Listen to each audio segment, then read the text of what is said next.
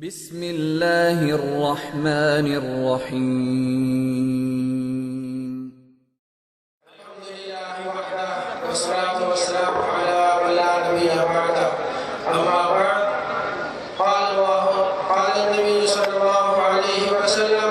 من عادى لي وليا فقد آذنته بالحرب۔ سب سے پہلے میں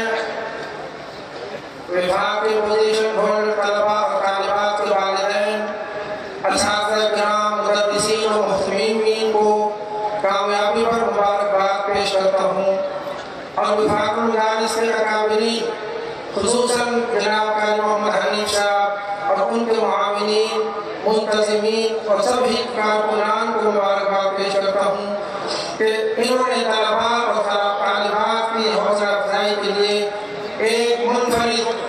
منظم، پروقار، عظیم الشان، فقیر المثال اجتماع منعقد کیا۔ ہم سب اہل مدارس وفاق کے ممنون اور مشکور ہیں، اور اس بے مثال قومی اتحاد کو قائم رکھنے کے لیے ہر قسم کی قربانی دینے کے لیے تیار ہیں۔ مدارس کی اس یکجہتی کے بعد پوری قوم کی نظریں اس طرف لگی ہوئی ہے کہ کب ہماری دینی سیاسی قوتوں، مذہبی تنظیموں کا مضبوط اتحاد قائم ہوگا اور ملک کی تبدیل ہو جائے گی۔ انبیاء اور صفات کے وارث اولیاء کا یہ پرامن آئین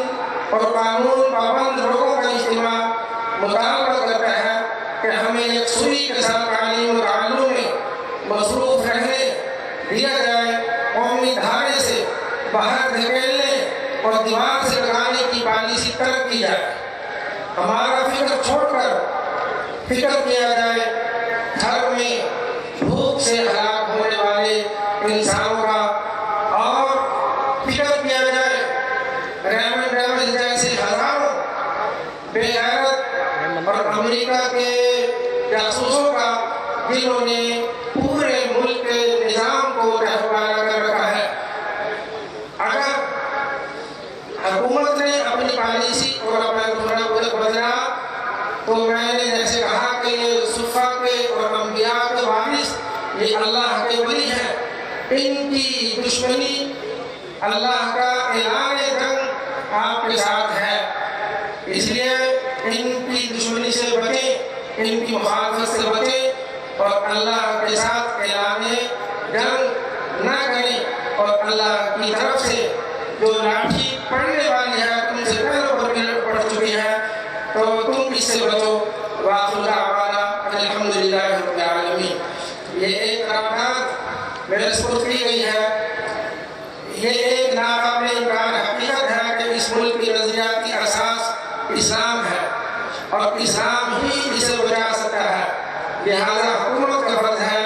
کہ وہ ملک میں اسلامی تعلیمات اور قوانین کو نافذ کرنے کے لیے مؤثر اقدامات کرے۔ یہ اللہ تعالیٰ کی طرف سے ہمارا دینی فریضہ بھی ہے، اور ملک کے آئین کا اہم ترین تقاضا بھی،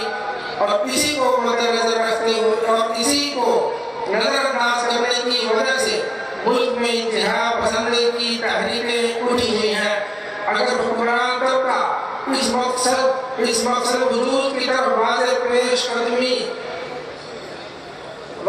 قدمی کرے تو ملک اس وقت انتہا پسندی کی گرفت میں نہ ہوگا۔ لہذا وقت کا اہم تقاضا ہے کہ پورے خلوص اور نیکی کے ساتھ ملک میں نفاذ